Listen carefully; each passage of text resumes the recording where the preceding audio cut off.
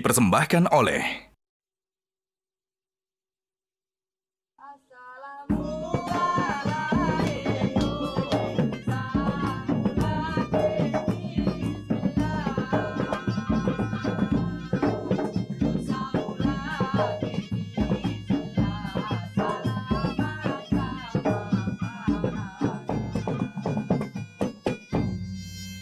Assalamualaikum warahmatullahi wabarakatuh. Waalaikumsalam warahmatullahi wabarakatuh.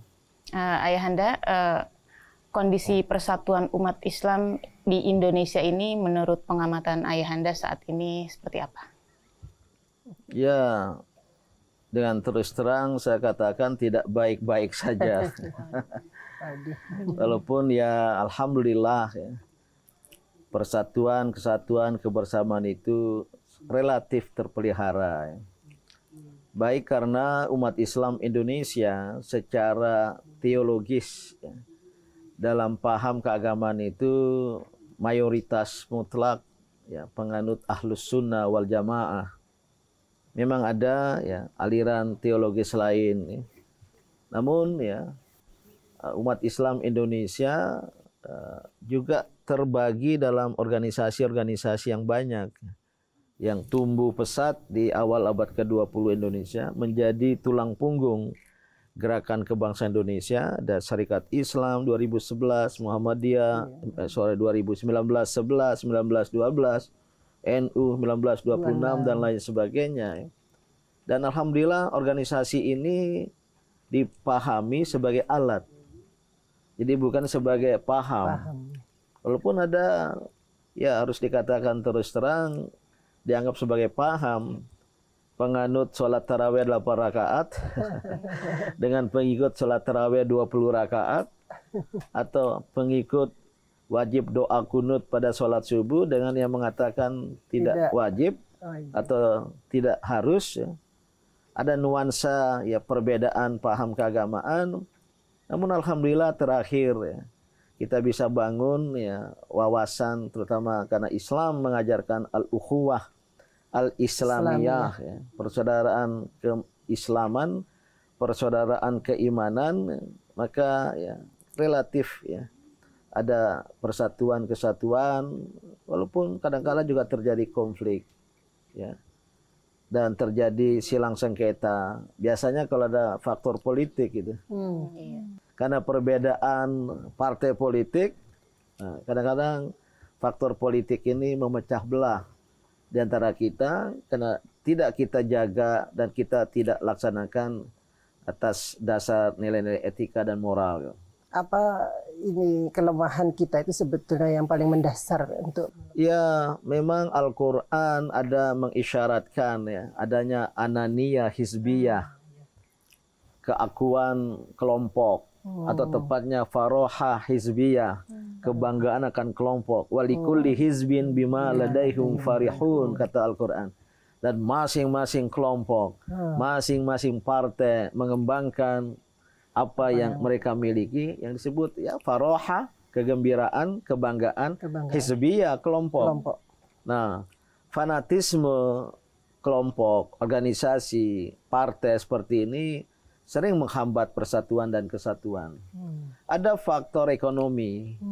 Biasanya karena ada perbedaan status ekonomi antara yang berada dengan yang tidak. Ada the have yang memiliki, yang punya dengan the have not yang tidak memiliki. Ya, sering kalau tidak ada keadilan atau merajalelanya keadilan, maka persaingan ya, antar kelas ya. Antar yang tidak punya, rakyat miskin dengan yang berada, ini juga menjadi faktor. Yang ketiga, ya, saya kira juga sering ya, dan acap kali dipengaruhi oleh keteladanan pemimpin. Kalau di kalangan umat ini tidak ada figur yang berada di atas untuk semua kelompok. Fauqul jami walil jami ya. Yaitu berada walaupun dia dari organisasi tertentu, tapi dia juga punya pergaulan yang luas dengan kelompok-kelompok lain.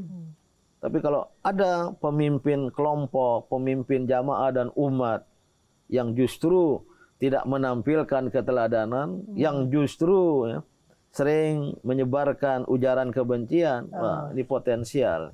Apa? Di atas dan untuk semua golongan itu, Mbak jelaskan. Ini alumni Gontor ini.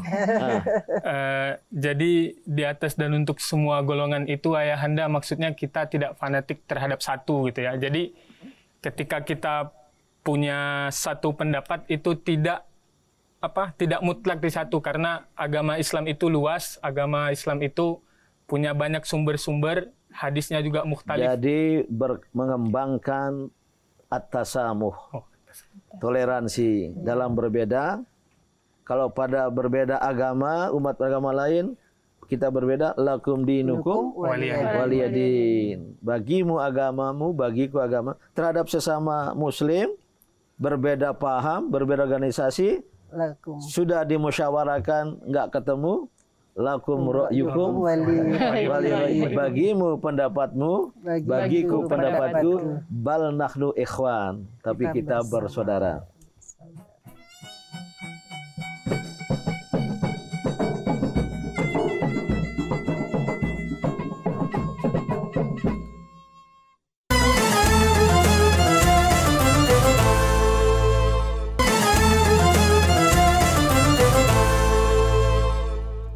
Dipersembahkan oleh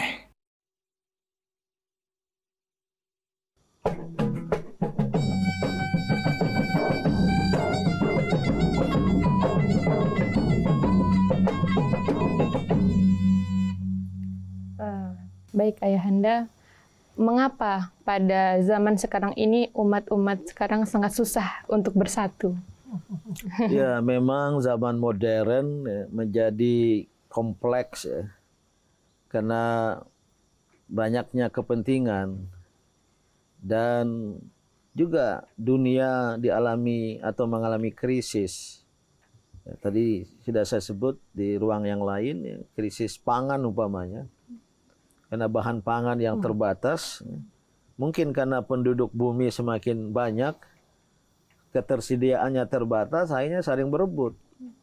Nah, perebutan inilah yang kemudian menimbulkan gesekan, menimbulkan konflik antar bangsa. Ini sekedar contoh saja ya.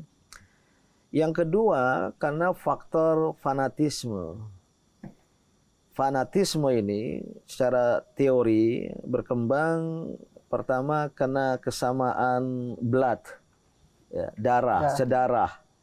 Lahirlah margaisme. Dia seketurunan sedarah. Atau yang kedua karena the same land, sama-sama dari kampung, dari tanah tertentu. Lahirlah mungkin kesukuan juga ya. Yang ketiga the same faith, kesamaan keyakinan keagamaan. Nah, kalau ketiga sumber fanatisme atau disebut primordialisme ini, ya, kesamaan darah, seketurunan, kesamaan tanah kelahiran, sekampung, sesuku, dan kesamaan keyakinan, seagama, tidak dilola secara baik, atau menonjol yang namanya keakuan, egoisme, fanatisme, inilah yang menghambat persatuan, kesatuan, dan kebersamaan. Nah, khusus di kalangan umat Islam, ya, mungkin urusan apa yang disebut kesamaan darah, kesamaan tanah kelahiran, kesukuan, ya, relatif tidak menimbulkan permasalahan sekarang ya. Terutama karena sama-sama meluk Islam. Dan ada yang mengatakan, pengamat Amerika, kalau seandainya di Indonesia terjadi penghimpitan antara suku dan agama, suku tertentu beragama tertentu, suku ini beragama tertentu, Indonesia akan tercabik-cabik. Tapi karena mayoritas suku bangsa menganut keyakinan yang sama, maka agama Islam menjadi faktor pemersatu. Ini ada pertanyaan dari artis lewat video call. Siapa itu? Mas Andi Arsyil. Izin bertanya Bede, kenapa persatuan umat mutlak perlu? Terima kasih. Persatuan di kalangan umat Islam mutlak perlu, karena itulah pesan Islam. Innamal mu'minuna ikhwah. Sesungguhnya orang-orang beriman itu bersaudara. Wa'tasimu bihablillahi Jami'a. Berpeganglah pada tali agama Allah, bersatulah, jangan bercerai-berai. Jadi mutlak perlu persatuan kesatuan secara teologis karena agama Islam mengajarkan itu. Faktor kedua, mengapa perlu? Karena dengan persatuan kesatuan umat Islam Indonesia akan bisa ya menampilkan kontribusinya bagi bangsa dan negara ini secara maksimal. Kalau tidak, ya, tercerai-berai, maka peran kebangsaan kita, kontribusi kita bagi bangsa negara tidak bisa maksimal. Yang ketiga, umat Islam Indonesia menjadi harapan dunia sebagai negara bangsa dengan penduduk muslim mayoritas. Maka kalau mampu menampilkan persatuan kesatuan, ini akan menjadi inspirasi, akan menjadi pesan bagi negara-negara Islam lain, bagi dunia Islam, dan dunia Islam akan bersatu. Ini akan punya pengaruh kepada persatuan umat manusia sedunia. Ya, jadi ada yang dituju ya dari persatuan umat Islam ada itu. Ada tujuan. Ya, betul, ada tujuan dan ada target, tidak hanya untuk kemajuan umat Islam itu sendiri, tapi untuk peradaban manusia, begitu ya? Islam itu berwawasan global, berwawasan mondial, dunia, le monde itu dunia, maka berwawasan mondial, berwawasan universal, ya, karena rahmatan lil alamin, Islam menjadi rahmat bagi seluruh manusia dan seluruh alam semesta. Maka persatuan, kesatuan umat Islam bukan sekedar untuk bersatu itu saja, dan bukan untuk ketujuan yang bersifat eksklusif untuk umat Islam itu sendiri, tapi untuk alam semesta. Karena persatuan, kesatuan umat Islam itu akan menjadi motivasi dan inspirasi bagi umat manusia di dunia. Dan jangan sebaliknya, sekarang ini ada juga persepsi kita ini adalah umat yang sulit bersatu. Nah, inilah yang harus kita ubah. Kita kembangkan persatuan, kesatuan atas dasar al-ukhuwah al-islamiyah.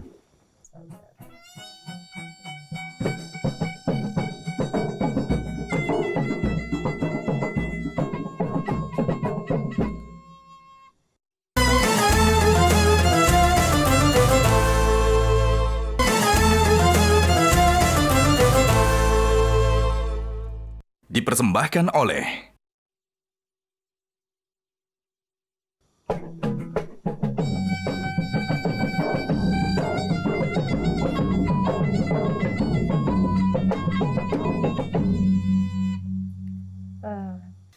Bismillahirrahmanirrahim.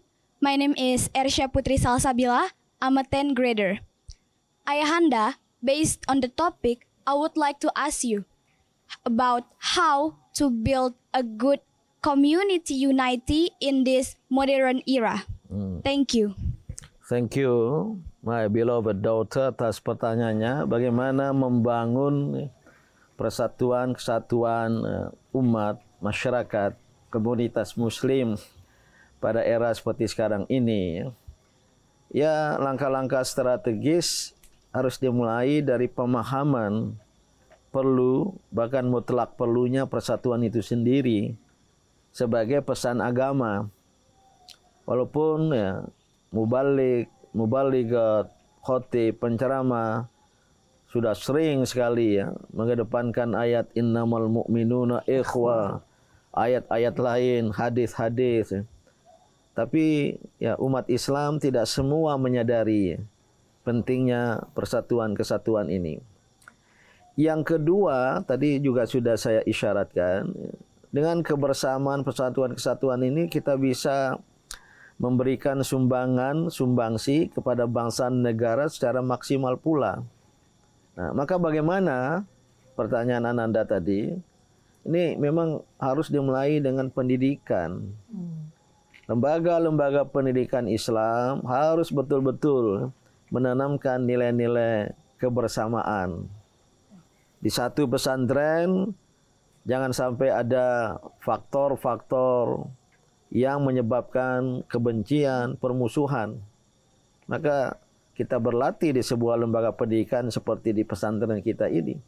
Dan nanti jalin hubungan dengan saudara-saudaranya, kawan-kawannya dari lembaga-lembaga pendidikan lain.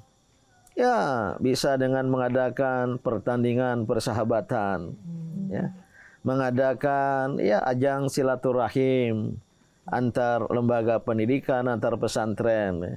Walaupun ya persaingan ya tetap juga dimungkinkan, terutama untuk merebut keunggulan. Nah, yang ketiga ya, ini memang pentingnya ada yang mengawasi. Ada kelompok yang memberikan nasihat, watawasau bil haq, watawasau bis sabr. Kalau ada gejala pertikaian, datang dia. Menjadi penengah. Menjadi minal muslihin. Ya, tidak hanya berbuat amal soleh, tapi menjadi al-islah itu menjadi mediator, menjadi penengah. Ya. Jadi harus ada kelompok wasatiyah, kelompok tengahan, ummatan wasata, yang salah satunya melakukan al-islah, selain perbaikan, tapi juga melakukan mediasi di antara saudara-saudara yang bertikai. Ya. Dan wawasan serta pendekatan mediasi ini penting. Di sekolah, di kelas, di rayon, tempat tinggal.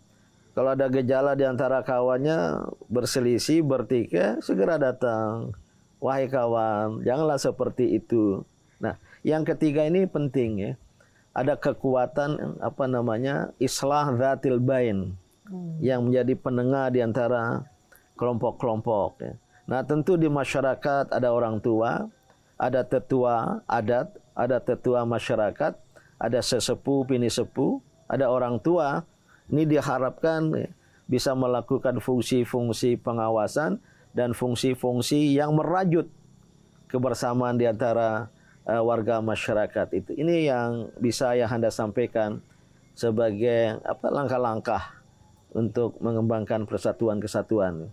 Ayahanda, perlunya persatuan umat berarti kan juga mensyaratkan perlunya ada pemimpin yang mempersatukan. Itu bagaimana ya? Itu yang saya katakan terakhir tadi.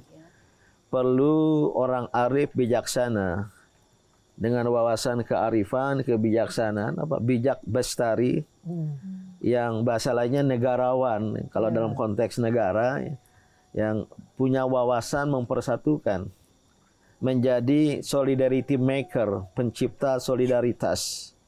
Indonesia mutlak perlu solidarity maker. Karena Indonesia majemuk atas dasar suku, bahasa, termasuk agama. Nah, dalam komunitas antar umat beragama, perlu ada yang punya wawasan juga menjadi solidarity maker, pencipta solidaritas. Yang tadi saya katakan menjadi agen-agen al-islah. Dan ini mutlak perlu di dalam satu kelompok umat beragama seperti umat Islam. Karena ada keragaman organisasi, maka perlu ada ya figur-figur yang walaupun dia terkait dengan organisasi tertentu, tapi pergaulan dia luas, radius pergaulannya luas, masuk ke kelompok-kelompok lain, termasuk antar agama. Maka ada istilah tokoh lintas agama. Ya. Dia punya agama, tidak fanatik terhadap agamanya, kecuali berpegang teguh pada keyakinan agama, tapi ya dia menjalin hubungan dengan tokoh dan pemeluk agama-agama lain. Inilah menurut hemat saya yang akan mengembangkan persatuan, kesatuan di kalangan satu umat beragama dan di antara berbagai umat beragama di bangsa Indonesia ini.